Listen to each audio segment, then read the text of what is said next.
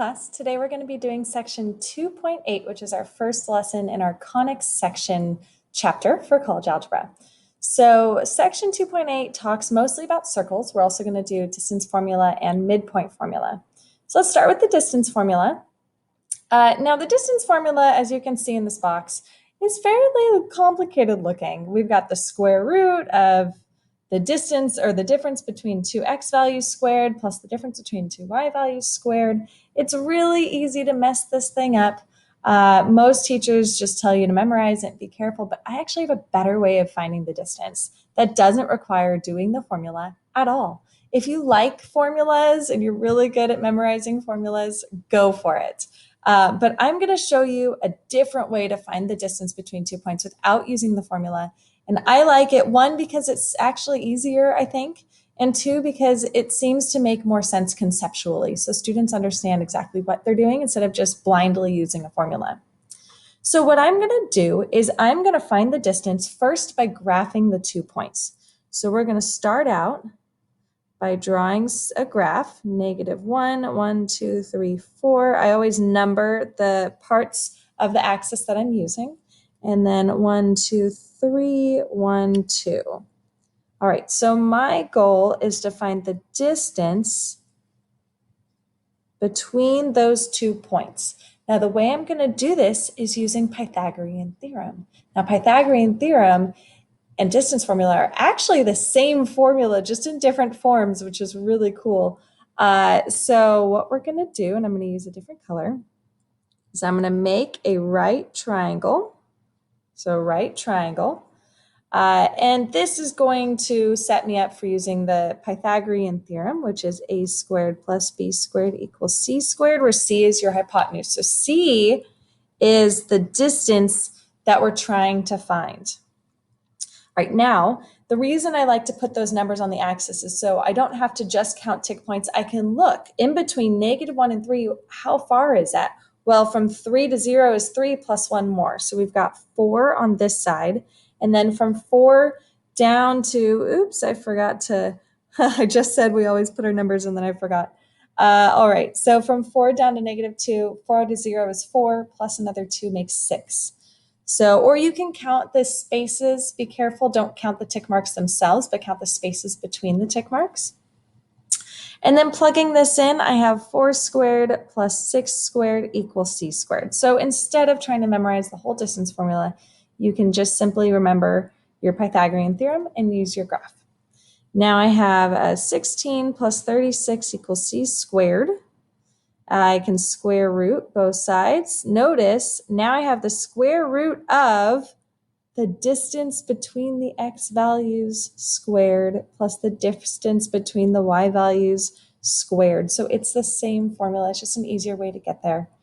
So now I have the square root of 52, and then we want to simplify that square root of 52. In case you've forgotten how to do that, little review. I suggest breaking it down into prime factors. So 2 times 26. 26 is 2 times 13. Put it all in, 2 times 2 times 13. Any pair that looks the same, one gets to escape and the other one disappears. So we have a 2 that escaped and a 13 left on the inside. So 2 root 13. All right, I would suggest pausing the video and trying example 2, and then I'll just kind of do this really quick. So graphing -1, 1, 2, -3, +2, +3.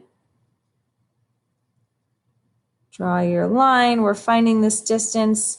So I'm going to do a right triangle. From -3 to 3 is 6. From -1 to 2 is 3.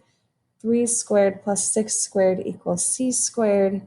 9 plus 36. C is the square root of 45. And the square root of 45 simplifies to 3 root 5.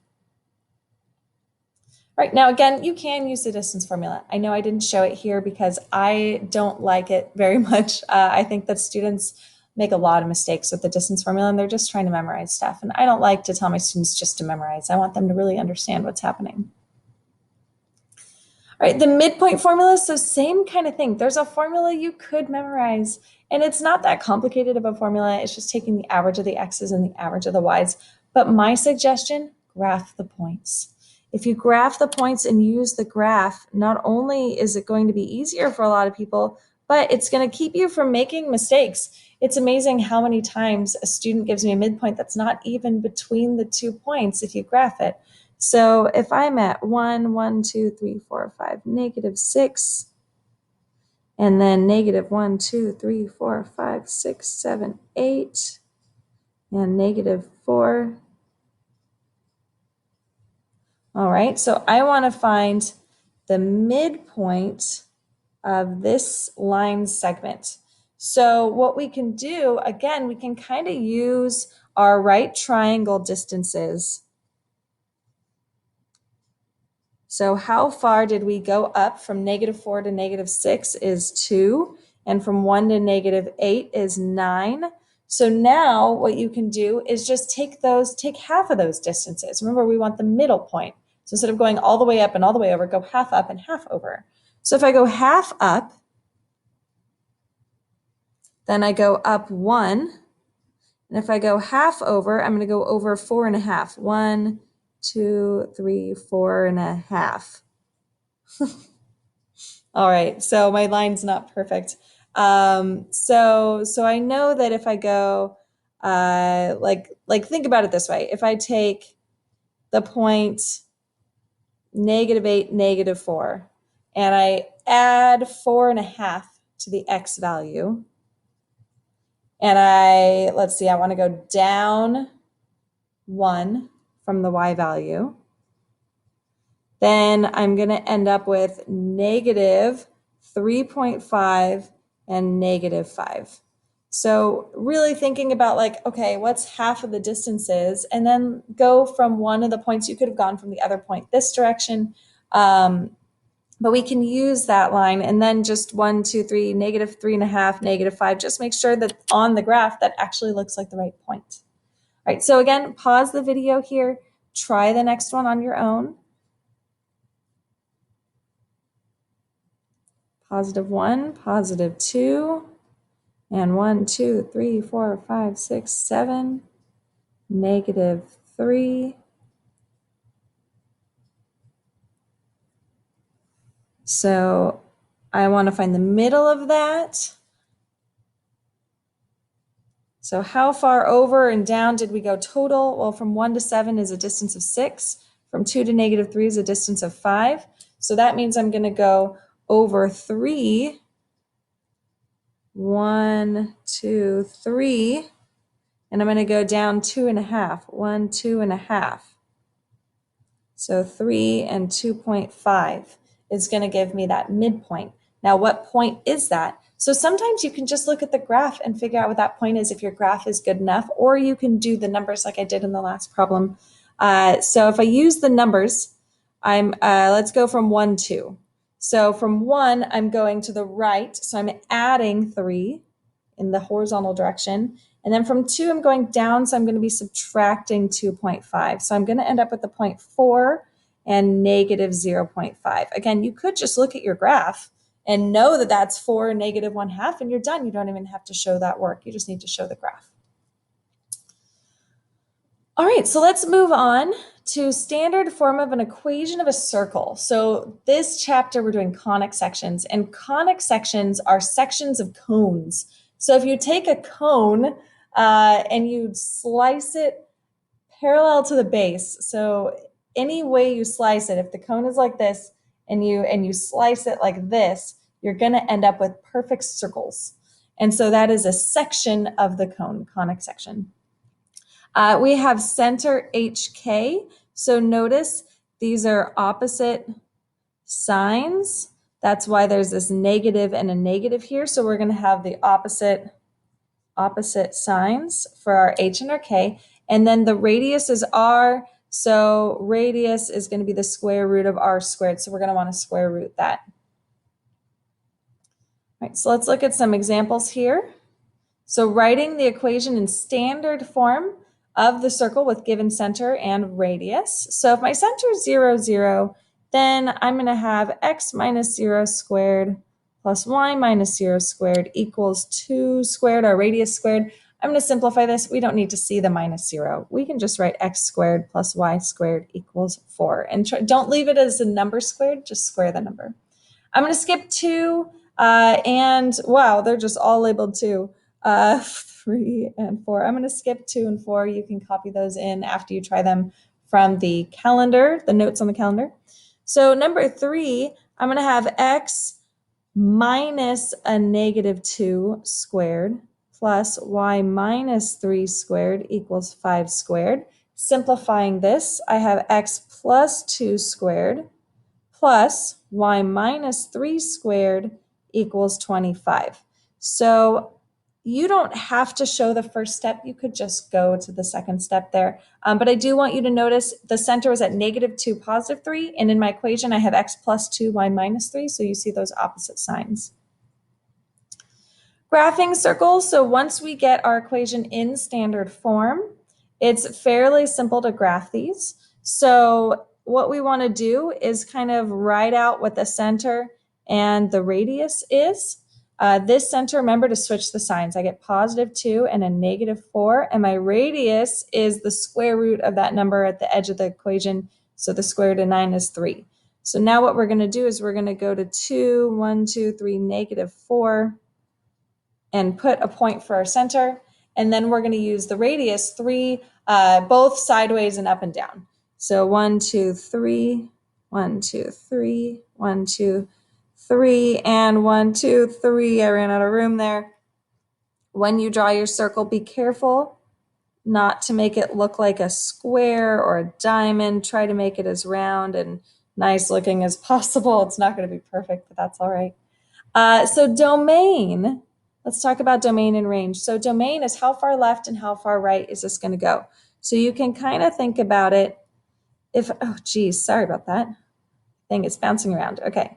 So if I go up to the x-axis, where is that crossing my x-axis? So what x values is that using? 1, 2, 3, 4, 5, and a negative 1. So my domain is going to be from negative 1 to 5, including those values. So I'm going to use square brackets. Remember, lower number first, then upper value.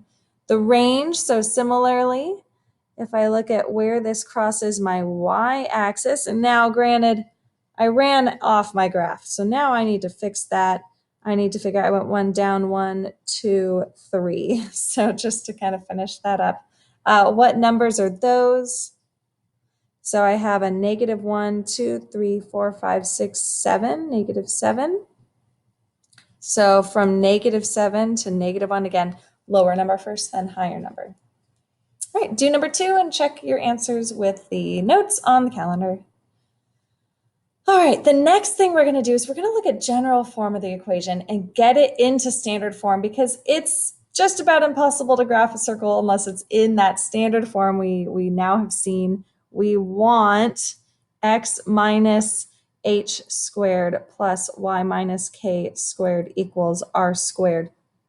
This is what we want, not what we have. And in order to do this, we need to complete the square. Now, I've already taught you how to complete the square with parabolas back a couple chapters ago, or I think it was in chapter 1. So if you want to go back to, I believe it was 1.5, day 2, we did completing the square. So that's coming back in full force in this chapter. So the first thing you want to do, we're going to have to complete the square for x and y. We need an x minus something squared, and we need a y minus something squared. So we need perfect squares. We have to create those. So what we're going to do is first group your x's together and leave a blank. This should start looking familiar. And then I'm going to group my y's together, leave a blank. And then if you notice, our squared is on the other side of the equation, which is a little new. I'm going to bring that piece over to the other side of the equation. I'm going to add 23, so positive 23. It changes signs when it goes across an equal sign. And then I'm going to put 2 blanks to balance out the first set of blanks. Now, to find the blanks, it's the same formula as before. It's b over 2 squared. So in this case, it's 4 over 2 squared. 2 squared is 4. So I'm going to put 4 here. And then I have a negative 6 over 2 squared is negative 3 squared, which is 9. Now, we can't just add 4 and add 9 to my equation. I have to balance it out. And when we did it in chapter 1, we had both the blank that we were adding in and the blank to balance it out on the same side of the equal sign. So they had to be opposite signs to cancel out. Now, picture that teeter-totter that we talked about before. If the two blanks are on opposite sides of your equal sign, they actually want to be the same to balance out. So a 4, if I add 4 to this side, I need to add 4 to the other side to balance it out. I'm not going to do the opposite sign. I'm doing the same sign because they're separated by an equal sign. And a 9 here. Now simplify and factor. So x squared plus 4x plus 4 factors into x plus 2 times x plus 2, or x plus 2 squared. We have y minus 3 squared equals 23 plus 4 plus 9 is 36. So we can see the center now at negative 2, 3. We can see the radius now is 6. And that is what we get when we complete the square. All right, so now try number 2, go to the calendar, go to the notes, and see how you did. And that's it for today's lesson.